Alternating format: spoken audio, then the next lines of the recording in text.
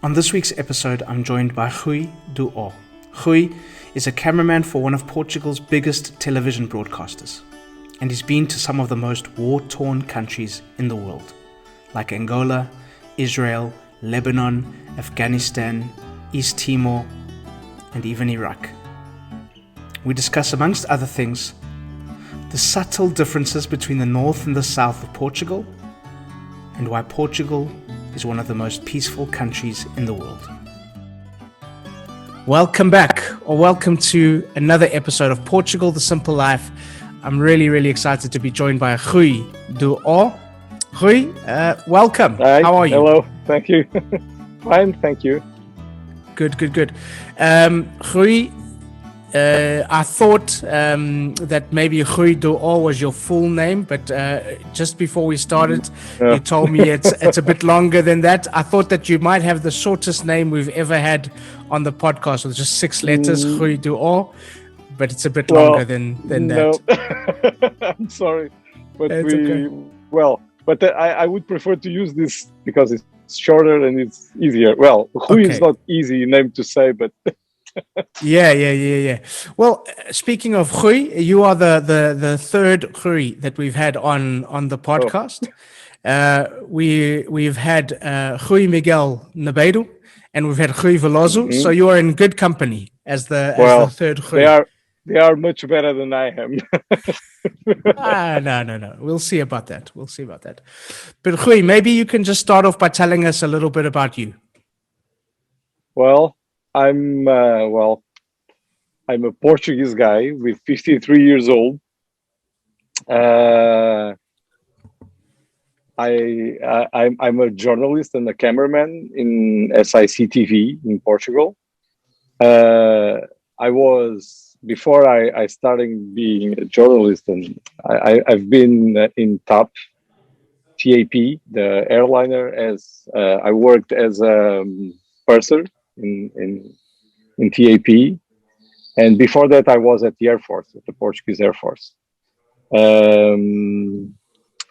I started to be a journalist like a little bit by chance, because I had some time that I had been between the flights when I was flying, and I started the course at RTP, the Portuguese National Broadcast TV, and just by chance I went there to make a course on TV, and I liked it, and then I changed the course of my life to be a journalist and a cameraman, and then I changed from RTP to SIC, and I'm there since the beginning of SIC. There it was about 29 years ago. For people listening, RTP is one of the main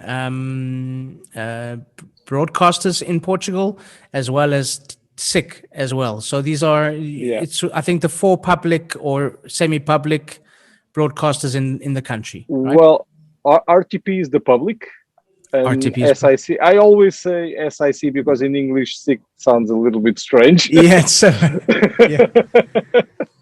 That's what we always have to be careful when we are doing some work outside abroad. We never say SIC because they will look at us like, what? What the hell is this TV from? And SIC is it's a private one. There are 2 private TVs in Portugal, and SIC is one of them. Okay. And Rui, tell us a little bit about when I first spoke, you said that you have a few terras that are your home villages or your home towns. Tell us a little bit about those places. Well, my father is from the up north part of Portugal. It's like right in the border with Galicia in Spain. So my father is from Minho, and my mother is from Alentejo. So I'm a mix of like north and south of Portugal. So, and I lived mostly my life in Lisbon. So I feel like I'm a mix of north and south, and Lisbon also. So I like to be like that because I think I grow up with a little bit of that's not the culture is too different, but that there are differences between north and south of Portugal, and I grow up with those differences, and I learned to mix it in my life, and I learned a lot of things from my grandmother from the north and from my grandmother from the south, and especially the food, I both sides. So and that was a really interesting thing, and that's why I think also I could sometimes when people spoke about, oh, the north is better, the south is better, or whatever, I have a different opinion because I I spend my most of my time when I was on holidays in the north, and I lived some years of my life in the south. I can see that we are not as different as some people say. There are differences, of course, but we are not too different, and I think that's one of the good things that we have in Portugal. We don't have too many differences that separate us from, for instance, if you could compare with Spain, you have Galicia that they speak a language, you have Catalonia that they speak another a different language, and even the Basque country, we don't have that. We all speak the same language with different accents. That is completely normal. But that thing, I think that makes us a little bit different, and probably is the reason also that we maintain our independence from Spain, for instance, because we are kind of a group of people that has more or less the same culture. Yeah, I mean, we can jump more into that because I think this leads into what makes Portugal the country that it is our identity and our unity. And it's a country that's secure in who they are. I think that's one thing that you can never criticize Portuguese as being insecure Yeah. in their Portugueseness. But let's take a step back quickly. One of the things that I have noticed we don't have tribalism in Portugal, like what you're talking about with Only in soccer. in football, yeah, and in food, Yeah. and in food, we argue about who's got the better feijoada, who's got the better bacalhau, who's got the better pastéis. We argue about these things, north, south, everything. It's amazing. Yeah, well, because for instance, there's a thing that, for instance, people in the north usually don't eat. For instance, it is snails, and it is something that is like we are almost on the snail season in Portugal. It starts in May, so everybody in the south is waiting for like May to start eating snails, and there's something that in the north they don't eat. And well, there are people that like it, but it's not normal to see people in the north eating snails. Even for a foreigner that sees us eating that, it's like kind of strange. But and also coriander, for instance, it's something that in the north nobody uses in the food, or Really? only some Why? people. Yeah, Why not? Do you know? they don't like the taste. I don't know why, but It's it was not interesting. something they use. They use like parsley a lot in the north, but coriander, no. My father, for instance, he was not used to eat things like food with coriander and even snails. And it got used because he married a girl from Alentejo, so he had to get used to that. And now he eats everything. But at the beginning, I remember my mother telling us that my father didn't like it because they were not used to the flavor of the coriander. Wow, that's interesting. One of the things I've noticed when you talk north and south, the difference in the food is quite interesting.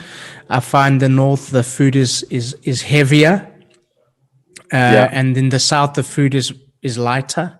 What do you think about that? And what are some of the other differences? I mean, we're talking really Well, subtle differences here, but what are the differences between you know the north and the south that you can tell us about? well, I'm not a big specialist well, I like to eat, but I'm not a real big specialist about food. But I think the South has also, um, they had more Arab influence also. So there are some things there. The way they make the food is also different. But and in the north, the food was, I don't want to say less elaborate, but because it's not. But the flavors are different. They use different things. For instance, in Alentejo, it was a poor part of the country, and they didn't, and most of the people worked in big um, fazendas, like in big um, farms, but they didn't own them. And in the north, almost everybody had a little piece of land where they could cultivate stuff, like, uh, and they always had in the way, um, that also, I think that also explains why they use some products from the land, and in the south they don't, because in the south usually you didn't have like land for you to cultivate things, and that's why they also had, they use much more bread, for instance, like, and in the north they use more cornbread because they plant corn, and in the south you don't have corn. So and that's why I think there are big differences in between the food from the north and the south. I don't know if it's Yeah, exactly yeah. that you said. That's the idea that I Interesting. have. Interesting. For instance, like the coriander, the bread. Like for instance, the soup that we have in Alentejo, a sorda, for instance. It's a really simple soup. It's just coriander, salt, garlic, and hot water and bread. And then if you have it, you could put like an egg. And if you are really good, if you have it, you could also put some fish or bacalhau. But if you didn't Yeah. have anything else, you could do it like that. Sorda, that stuff. When you finish eating a sorda, you have to drive with the windows open because of all the smell of the garlic. It's amazing. Um, Yeah, we Rui, have that problem in Portugal. it's a good problem. We don't have any problems with mosquitoes here because they just stay away from us. It's okay.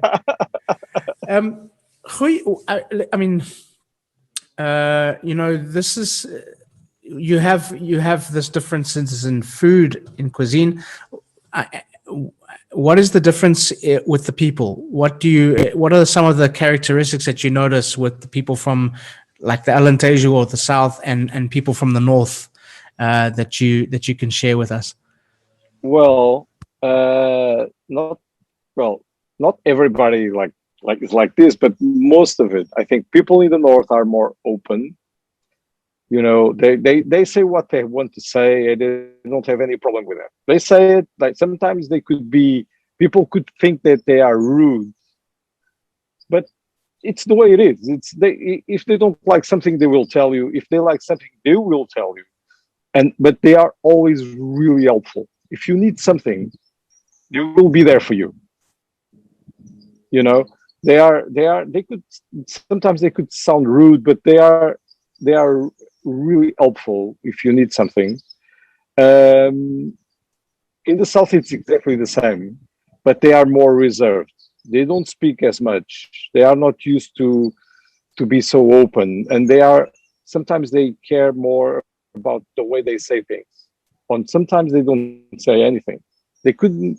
Sometimes they don't like something, but they won't say because they don't want to be rude or something like that. Um, I think it's not always like this, of course, but that's the way I see it with my family, for instance, my family from the north and my family from the south. Uh, the people in the south are more reserved. They I could even say that sometimes they could be, for instance, in Alentejo, they could be a little bit more suspicious. Like, oh, why is this guy here? Why? But if you need something, they will also be there for you. And it's really interesting if you, for instance, if you drive uh, but I think that's all over Portugal. If you drive somewhere and you get lost, and you stop and ask someone to tell you where to go, even if they don't speak your language, if you speak English or French or whatever, they will talk to you in Portuguese like if you understand Portuguese.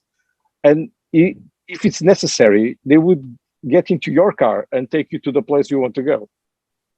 And I think that's but that I think that's you have it all over the country.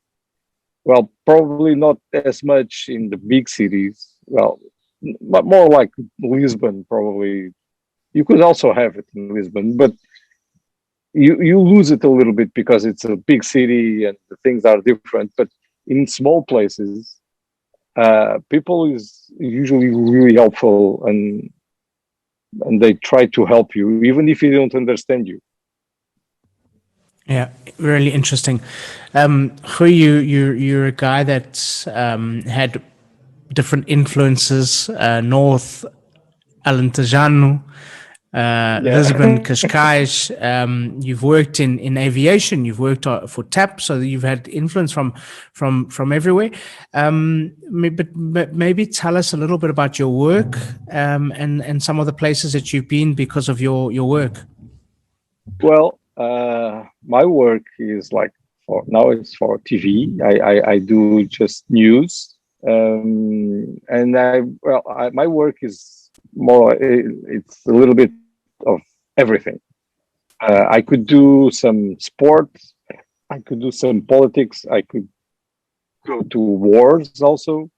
I went already to wars, and so I cover a little bit of everything. As a cameraman, I do it like any work that they gave me. Like some works are better, some works are worse, but I do a little bit of everything. Since I work at SIC, I've been. I usually say in since '92, I've been to almost all of the wars that went from that time till now. Uh, I went to I went to East Timor for the referendum. I went to uh, Afghanistan, to Iraq, to Angola, to Guinea, um, well, to Lebanon, to Israel. Uh, so I've been a little bit in some difficult places. I mean, you've also been in some crazy situations with the work that you've done. Are there any stories that you can share with us about some of the things that Well, happened along the way? well, there are some stories. I'm starting to get a little bit old, so some stories I'm starting to forget. Like.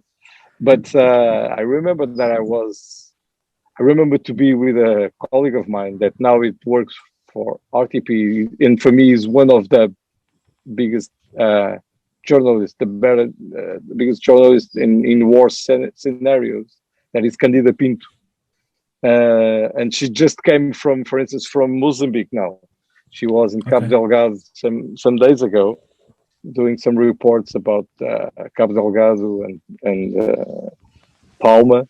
And I remember that when we crossed the border, for instance, to Afghanistan, from Pakistan to Afghanistan, we made the Khyber pass, and we got uh, and the Taliban's got us as soon as we crossed the border, and they took us out of the car with guns, and they were pointing the guns at us, and I remember that I really thought, well, it's the end of the line.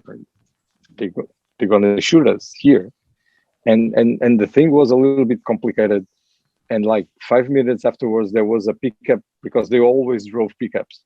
And you knew that they were from the Taliban because they always have the RPGs on the top of the pickups. So you knew exactly more or less who they were. And there was another pickup coming, and then I think it was like chief or an official or whatever from the Taliban, and it was the only one that spoke a little bit of English, And then he came to us and asked us what we were doing there. We said, "Oh, we are from Portugal." And, "Oh, you are from Portugal?" "Yeah." "Oh, Luis Figo." Because by that time, Luis Figo was playing I don't remember if he was still in Barcelona. I think it was still in Barcelona. And, "Oh, Portugal, Luis Figo, great player." And yeah, yeah. "Oh, okay. So if you're from Portugal, you could go." And they just let us go because we were Portuguese. And the guy My likes goodness. Luis Figo, you know. So And did in did like you send 5 minutes, did you send some wine to Luis Figo? no, not really. Well, he deserves it in a way. I've And had then this. and even in that even in that trip, it was also curious because Luis Figo was really a big star by that time. I remember to arrive in Kabul and we went to a restaurant to eat something. And when I asked the guy where the toilet was, and I was going to the toilet, and there was a big poster of Luis Figo, like real size. And I said to my colleagues, "Oh, look, Luis Figo is here." And the guy, the owner, listened to that, and then, "Oh, Luis Figo, oh, Luis Figo is great." And he asked us, "Well, where are you from?" "Well, from Portugal, like Luis Figo." And the guy just got crazy, and he didn't let us pay the meal just because we were My, Portuguese.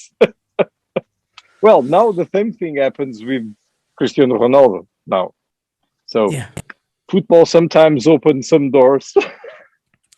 I mean, how has I mean how has being Portuguese helped you in the work that you do? Well, I think being Portuguese helps you more because most of some in some places they don't even know where you're from. Yeah. That's true. For instance, if you go to the US or some places in the US, they and even sometimes even in Europe, they think that you are Spanish. And well, but it's kind of a normal thing because Mm.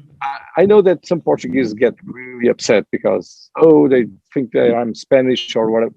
But if you think about, if you ask the Portuguese, for instance, if they go to Wyoming, do they know where Wyoming is, or do they know which the capital of Wyoming, or for instance, Illinois? Well, Illinois it's easier, but but even then, sometimes we don't because we are a really small country, and for us it's a normal thing that we drove like 2 hours and we are in Spain.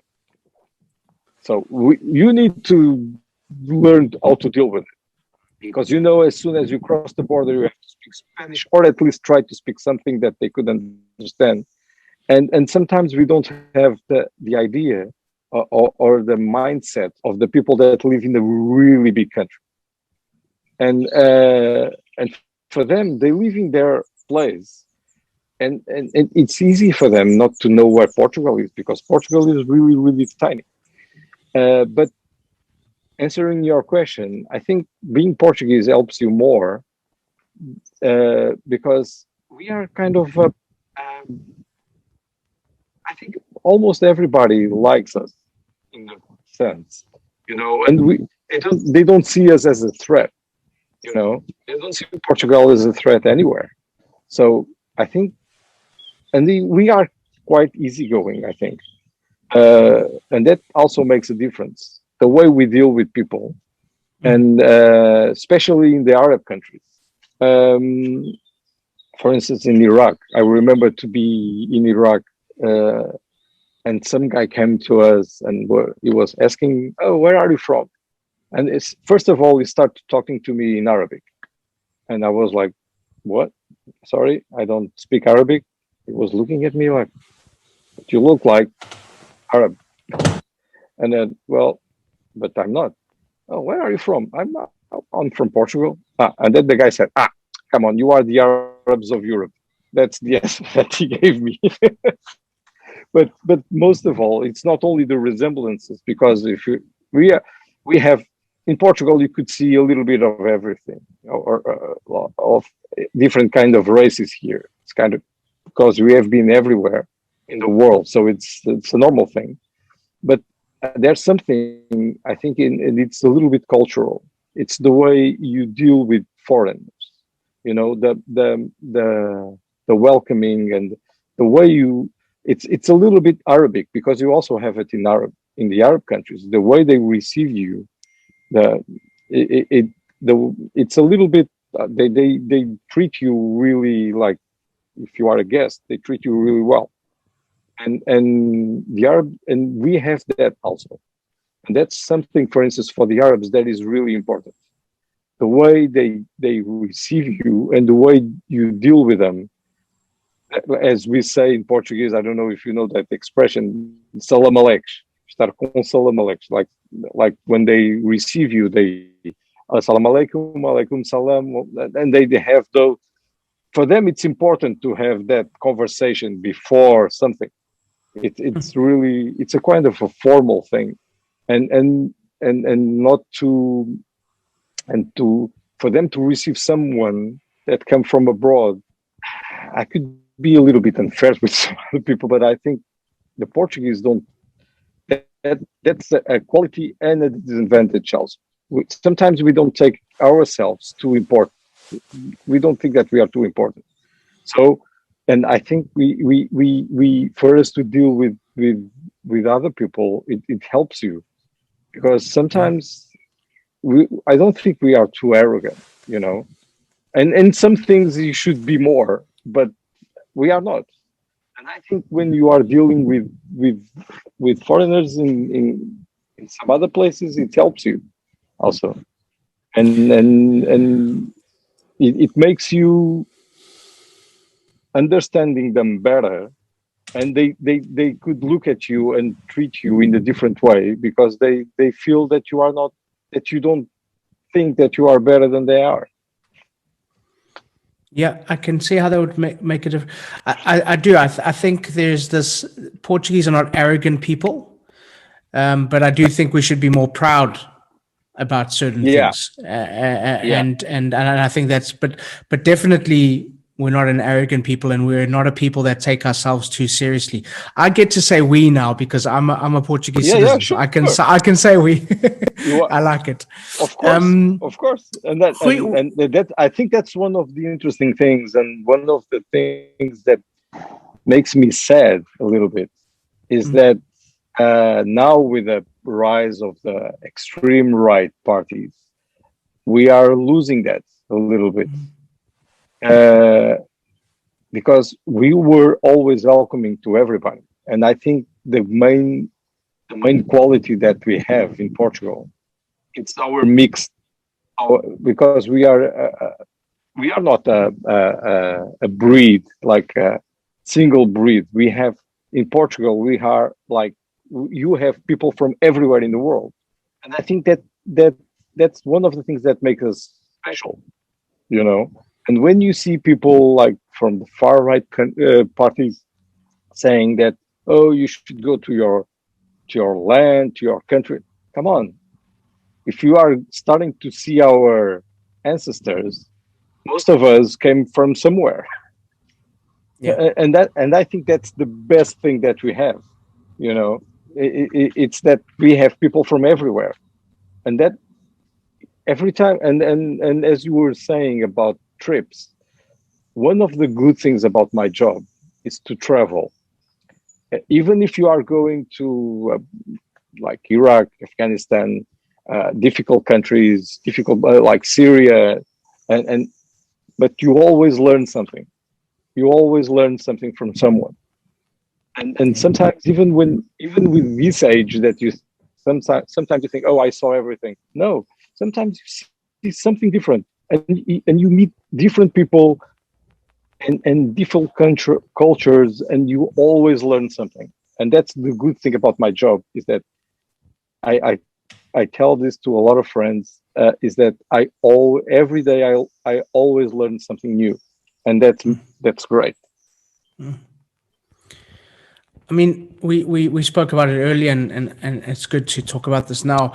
You've been to a lot of places in the world that are divided.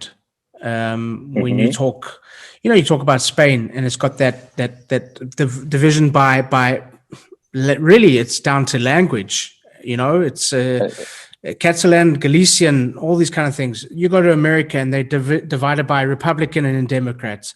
You go to parts of the UK and it's divided by religion, Catholic and Protestant. Protestant, like in Northern Ireland. Yeah, I've been in Northern Ireland when I was 21. Yeah, I was always since I was a kid, I was always really interested about Northern Ireland, and I remember to be a kid and sometimes I had gymnastic classes, and I had to go and wait for my mother to return home, and my mother was still working, and they always had some newspapers there, and I seated there waiting for my mother, and I was reading the newspapers, and I remember to read a lot of news about Northern Ireland, and it was something that get into me that I was always interested to read something about Northern Ireland. As I soon I had some money, I started traveling to Belfast to see how the things were, and I remember to take some pictures and selling it to newspapers to pay the trip. And it was something that it always interested me, is that how that could happen in Europe, even by that time. And it was something that always interested me and still does today. With the troubles, with some troubles now again that started, and it's and for us Portuguese, it's something different because we don't have this here. We don't have that differences here, so it's something different. Well, that's going to be my question. Why don't we have that in Portugal, that division? Why don't we have that here? I think we don't have that division because mostly we are the same. We have the same culture, and above all, we have the same religion. Even if you don't go to church every Sunday, and I think that's one of the reasons. Also, we don't have that, and we always, above all, I think we deal pretty good with different religions and different cultures. We accept mostly everybody, and it's a little bit like, okay, do whatever you want to do. It's your thing. I have my thing. You have yours. So there's no problem. Sometimes you could have some. I think you could have in small villages. Probably there are people that could look suspicious to someone that has a different religion, but they won't do anything to them, because they are. But above all, because of ignorance, I think people that are suspicious about someone that has a different religion, it's mostly because they don't know them, and they don't know anything about their religion. And when they start to know them and to see that they are normal people like they are, those things go away. And I think the way you see, for instance, some Syrians that came from the war in Syria, and they came to Portugal, and all of them say the same thing. I know some of them, and when they arrived, they were a little bit like worried because, oh, you are Catholics, and now they say, come on, nobody cares about if you are Muslims or you are Catholics, and nobody look at us in a different, and they feel like they were really helped by people, even the ones that are in small places, in small villages that are sometimes could be a little bit more complicated. But they all the people that I talked to that came like refugees and they stay here, all of them, they say the same thing, is that everybody helped them a lot. Amazing.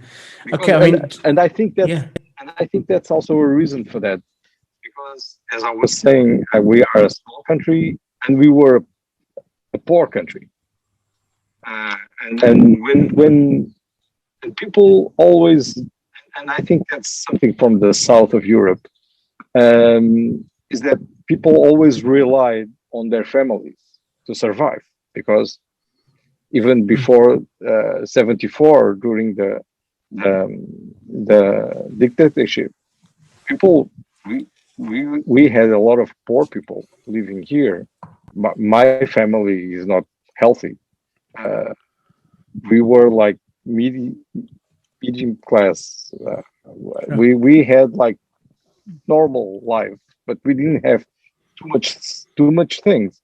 And people was always there was also always a lot of solidarity between people, because we knew we if we had something we could help the others, because we know that one day if we don't have it they will help us also. And I think that also makes the difference, and that's why the refugees feel that they are helped, because people know, people still know what is to be poor and to don't and not having too much. Yeah, really interesting. I mean, you're talking about. I mean, the Syrians. They've had some really, really dreadful and horrible times in the last few years. You've also been to some countries where things are really, really crazy with war and violence and division. Um, and it's been well documented now the last few years that Portugal is one of the most peaceful countries in the world. You know, I'm always interested in who is they that decides these things and all of those things. But what do you think makes Portugal such a peaceful place? Well, I don't know exactly the I think there's a lot of things, you know. I think also when if people start to live a little bit better, I think that also helps, because of course, like crime and stuff always go up when people don't have, like, when there's like a lot of unemployment and uh, people losing jobs, and usually that's everywhere in the world. Um, but there are also, um, I think people we will. It's a little bit tricky to answer this, but um, I think people also live with they we don't also need too much to live. I think, you know. Uh, I don't want to say this, and then this to sound a little bit uh, stupid, but I don't think people are too greed. You know, if people has Greedy. the things that they need to live, it's okay. And that thing of the solidarity and helping people also helps. You know, um, and but of course there is also some problems. Of course there Mhm. is, and sometimes for stupid things. Uh, and that's something interesting that we were talking about north and south. For instance, in the north, sometimes there are problems in between people because of lands. Because this is my land, this is yours. No, but mine is like 1 meter here and 1 meter there, and you don't have this in the south because they don't have their own lands. That's some different things. But above all, I think also the I think the police works really well. They are really professional, and they do it even when there are crimes, because there are still crimes. Of course, we are not like, uh, but I think also the police works very well, and and even like with the problems that we had like just now with some corruption and some stuff like that. I also think that the courts work well, and they do a good job compared with some other places. And I think there is also something that helps, is that kind of respect in between people, you know, and the kind of, and that could come. I don't know if it was exactly like that, but it could come from the dictatorship. I think that also makes people a little bit more respectful. You know, Mm. well, there was not all bad things about the dictatorship. There was a lot of bad things about the dictatorship, but there was also some good things about that, I think. But I don't know if it could be this.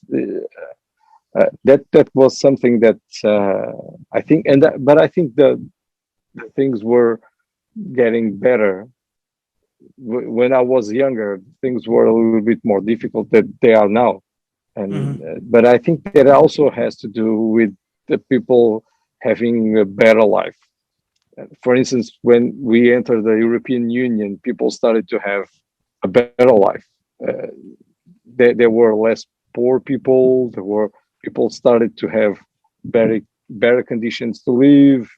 And even with the euro, when the euro started, we were a little bit like going up and down. But above all, if you compare Portugal in 74 or in the 60s and now, it's a completely different country. Hmm. Hmm.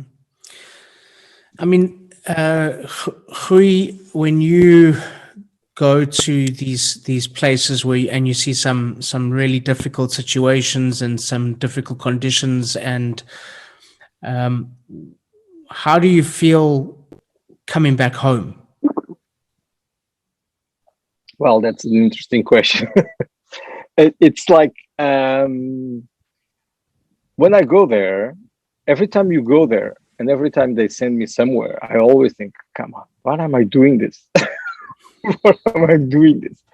And I remember that when I went to East Timor, for instance, by that time we didn't have any diplomatic relations with Indonesia, and it was really difficult to enter because East Timor by that time was occupied by Indonesia, and and uh, and I remember to arrive at the hotel in Jakarta, and the things were pretty bad in Dili, in East Timor, and I turned on the TV to see the news, and on CNN was like some images of Dili, and I was thinking, what am I doing here? I'm going there, and the things that are like this. Come on, I must be crazy. But then when you arrive there, you just forget that, and you are working, and you get into the thing, and it's also the adrenaline of being in a place where everything is happening, you know.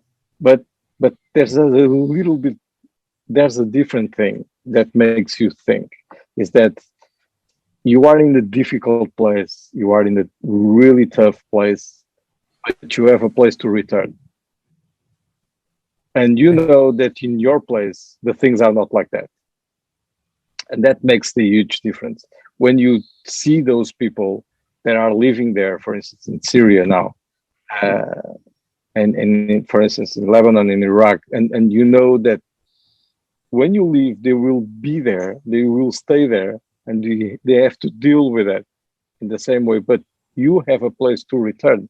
You have a home. You have a country that is in peace. That you could have a normal life. And when people say, "Oh, you are really brave because you go to those places," and I said, "No, I'm not brave. Brave are the people that have to live there, because they will continue to live there. I always have an exit. I always could return to my home and live in the peaceful country. And sometimes they don't have that. And that's why Yeah. some people that sometimes complains about the refugees and stuff like that, if they think a little bit like if they were in their own shoes, in the shoes of the people that living there, they would do the same thing that they are doing. They are fleeing for their kids to give them a proper life, because as we are living in a peaceful country, sometimes you don't. It's difficult for you to put on the other one's shoes, and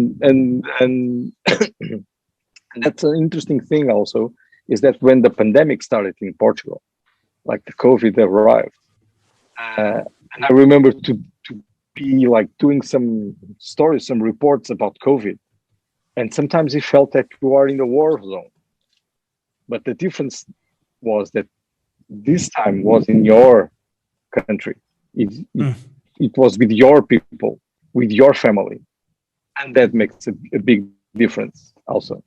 Because when you are there, you could be in difficult situations, in some completely sometimes crazy situations, but you only have to worry about you and your colleagues.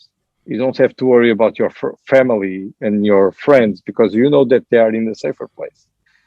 But for instance, with COVID arrived here, suddenly you start to worry about yourself and about your family also.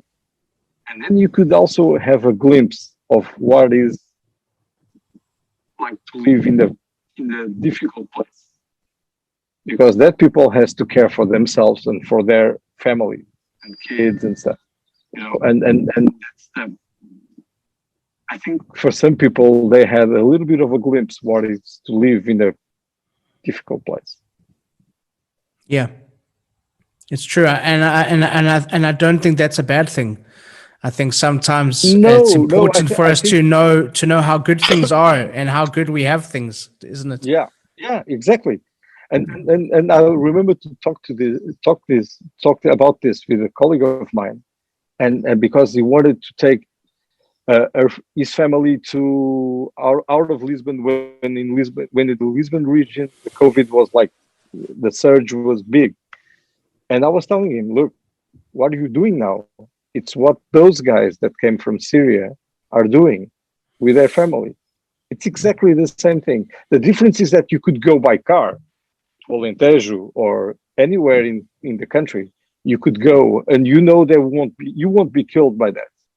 Those guys don't. Those guys have to go into a small raft, cross sea, seeing anything in the middle of the night, and they don't know if they're going to reach the other shore, if they're going to be arrested, if they're going to drown, if they're going to, and they do it anyway because they care about their families. And that's what I was saying. Do you know how lucky you are to live in here? Like in a peaceful country. And I think that sometimes we need to be more. We need to put more in some other people's shoes to understand them. 100%. I agree. Hui, that's a great place to start wrapping things up. How can people follow you online and follow your work? Well, they could follow my work at SIC TV, at sicnoticias.pt. Well, there are some stories made by me, and well, I have Twitter.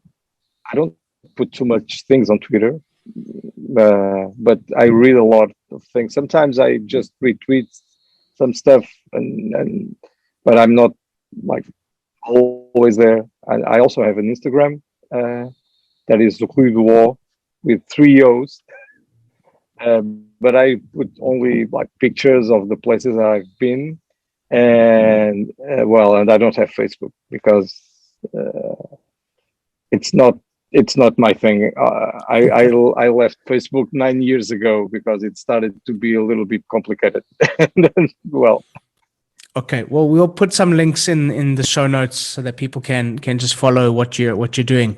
But Rui, a question that we ask all of our guests: Portugal, the simple life. Why?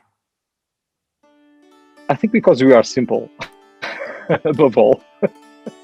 I think we are simple people, and I think we live pretty well like that, being simple. Excellent. Okay, Rui, I've loved this conversation. Good luck with everything. Be safe wherever you're going next, and look after yourself. And for now, I'm going to let you call it. That's a wrap. So thank you once again to Rui, and thank you to all of you for listening. Please subscribe, share with your friends, give us a thumbs up, and please leave a comment or a review. We'd love to hear from you. And as we say in Portugal, te próxima. Welcome to the simple life.